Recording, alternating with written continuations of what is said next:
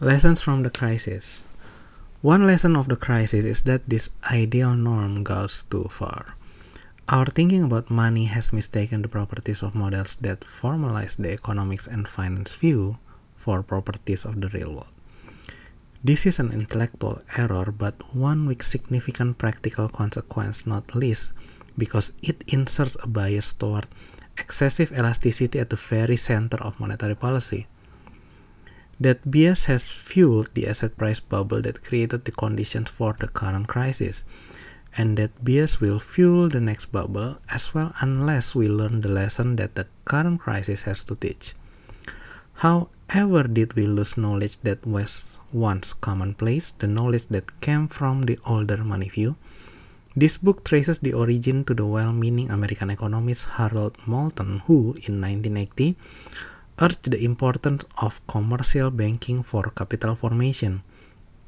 According to Moulton, American banks had improved on outdated British practice by relying on the savability or sellability of long-term security holdings to meet current cash needs, rather than on the self-liquidating character of short-term commercial loans. This change in banking practice made it possible for American banks to participate in financing long-term investment, and that participation was crucial for the capital development of the nation. At the time, Moulton's savability theory provided intellectual support for those who sought to break from the conservative bank doctrine of yesteryear, and thus helped to shift the balance from excessive discipline toward more appropriate elasticity, but it also did more than that. This book tells the story of how the triumph of Moulton's savability view, as a consequence of depression and war as much as anything else, eventually led to the almost complete eclipse of the money view in modern discourse. Today, policymakers focus their attention on the rate of interest that would establish in an ideal system of perfect liquidity. Instead of monitoring the balance between discipline and elasticity, the modern Fed attempts to keep the bank rate of interest in line with an ideal natural rate of interest, so called by the Swedish reform economist Knut Wicksell. In contrast to those who held the money view, the academic Wicksell did not see any inherent instability of private credit that central bankers must manage, but rather an inherent instability that central bankers are prone to mismanage. According to him, the profit rate on capital is a natural rate of interest in the sense that the economy would be in equilibrium at that rate. The problem comes when central bankers choose a money rate of interest different from this natural rate. If lower, then the differential creates an incentive for credit expansion to fund new capital investment, and the new spending tends to drive up the general level of prices.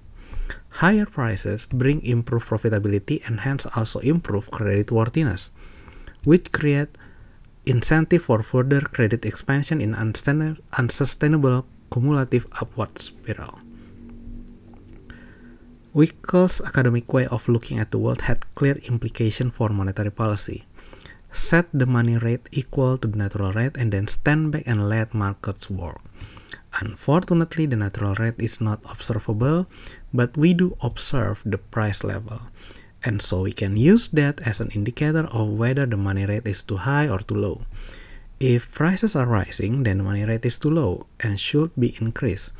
If prices are falling, then the money rate is too high and should be decreased. Unlike the classic British money view, Wicksell tells us that central bankers have no need to pay close attention to conditions in the money market. They just need to watch the price level. In modern formulation, neo-Wickelsian policy rules are derived from somewhat different analytical foundation, and they focus attention not on the price level but instead on price inflation as an indicator for policy. But the idea is the same. Central bankers have no need to pay attention to conditions in the money market. They just need to watch prices and adjust interest rate accordingly.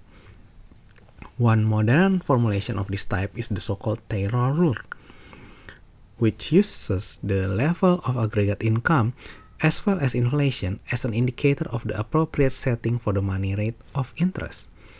The Stanford economist John Taylor has suggested that the origin of our present crisis lies in the failure of the Fed to follow such a Taylor rule, choosing instead to keep the money rate below the rule level for about 4 years, 2002-2005, thus fueling the bubble that burst in 2007.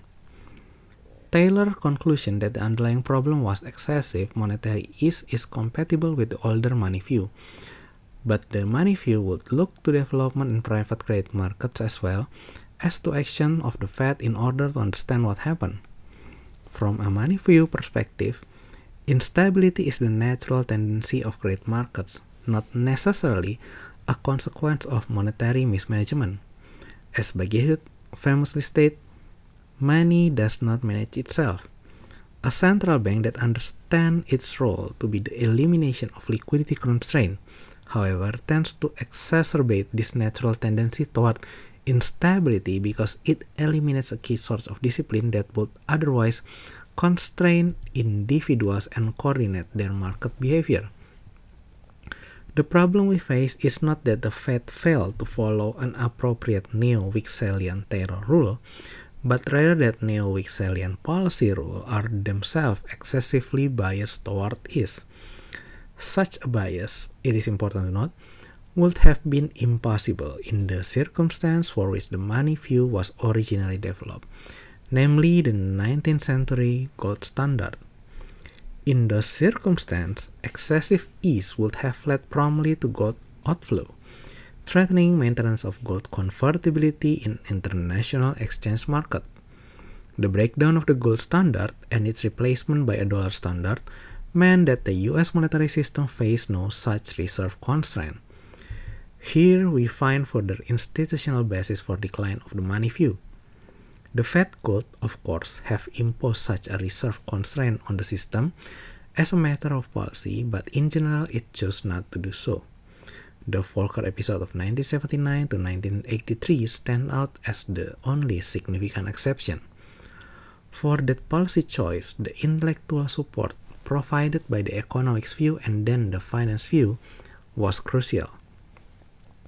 Abstraction from the plumbing behind the walls provided scientific support for a policy stand that was at systematic variance with what the older money view would have recommended. Dominance of the economics and finance view means that policymakers choose from a palette of policy options that was biased toward ease. That said, release from the excessive discipline of the gold standard was certainly a good thing, and it follows that restoration of the Bagehot era money view is no solution to the current crisis in economic thinking. Bias toward excessive discipline is no answer to the current bias toward excessive elasticity. Instead, what is needed is a restoration of the ancient central banking focused on the balance between discipline and elasticity. Furthermore, because the modern economic and financial world is much changed from the world in which the money view originally arose, restoration of ancient wisdom must be accompanied by reconstruction for modern conditions and concern. This book seeks to begin the reconstruction by taking a resolutely money view approach to understanding the recent credit crisis, and by drawing lessons from that crisis for the future. The main lesson is that a modern money view requires updating Bagehot's conception of the central bank as a lender of last resort. Under the condition of the new Lombard Street, the central bank is better conceptualized as a dealer of last resort.